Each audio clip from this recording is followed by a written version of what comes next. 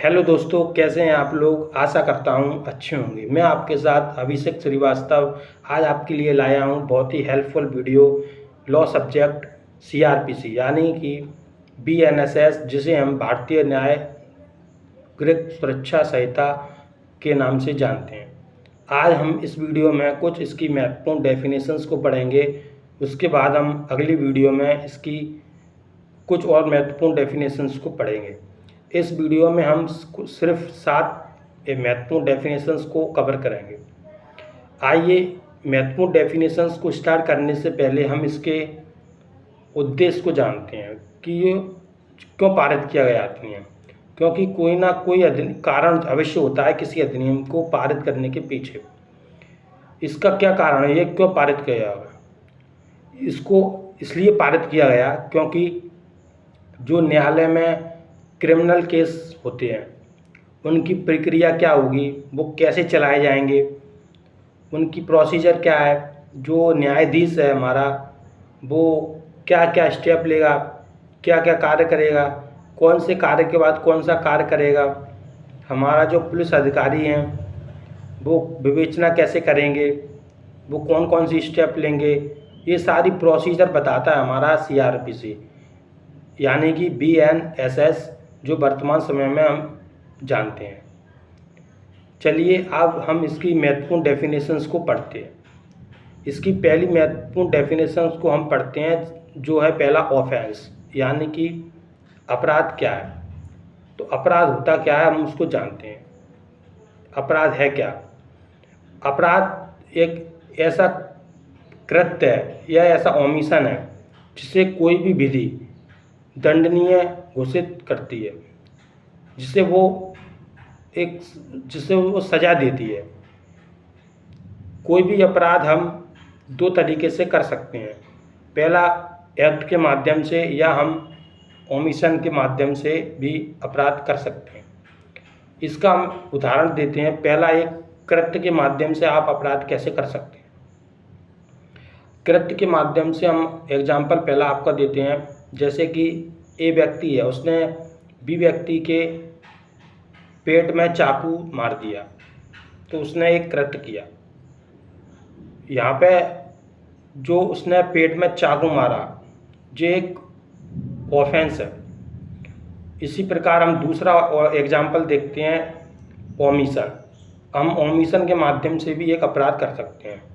जैसे एक पिता की जिम्मेदारी होती है कि वह अपने पुत्र को खाना दे, पत्नी को खाना दे। यदि वह खाना नहीं देता है तो वो एक ओमिशन कर रहा है, वो इस माध्यम से भी अपराध कर सक रहा है।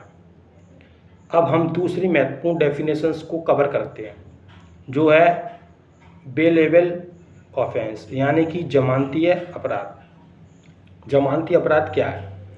जमानती अपराध से एक ऐसा अपराध अभिप्रेत है जो बीएनएस की प्रथम अनुसूची में जमानतीय दर्शाया गया है या किसी अन्य विधि में उसको जमानतीय बनाया गया है। इसी प्रकार तीसरी महत्वपूर्ण डेफिनेशन होती है अजमानतीय अपराध यानी कि नॉन बिलेबल ऑफेंस क्या है। तो इसी प्रकार अजमानती अपराध से ऐसा अपराध अभिप्रेत है जो बीएनएस की प्रथम अनुसूची में अजमानतीय बताया गया है या किसी अन्य विधि में उसको अजमानतीय बताया गया है। आइए हम इसकी अब अगली महत्वपूर्ण डेफिनेशंस को पढ़ते हैं, जो है संज्ञेय अपराध यानी कि कॉग्निजेबल ऑफेंस क्या होता है। कॉग्निजेबल ऑफेंस एक ऐसा ऑफेंस होता है जिसमें जो पुलिस अधिकारी है वो आपको बिना वारंट के गिरफ्तार कर सकता है, और आप जो आपको गिरफ्तार किया है उसकी आप विवेचना भी बिना मजिस्ट्रेट की अनुमति के कर सकता है।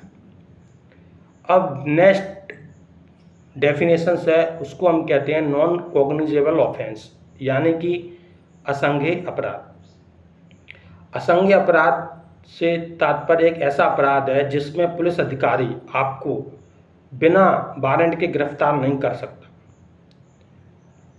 आपको गिरफ्तार करने से पहले उसे वारंट दिखाना ही पड़ेगा, नहीं तो वो आपको गिरफ्तार नहीं कर सकता है, और ना ही आपके विवेचना कर सकता है वो बिना मजिस्ट्रेट की अनुमति के।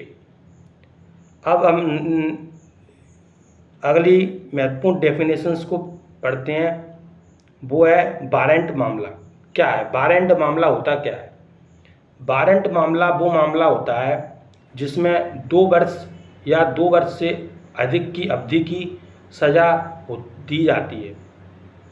जैसे हम एक उदाहरण के रूप में समझ सकते हैं कि चोरी में 3 वर्ष तक की सज़ा का प्रावधान है, तो ये एक वारंट मामला है। अब हम इसकी नेक्स्ट यानी कि अगला महत्वपूर्ण डेफिनेशंस को पढ़ेंगे, वो है समन मामला। समन मामला क्या होता है?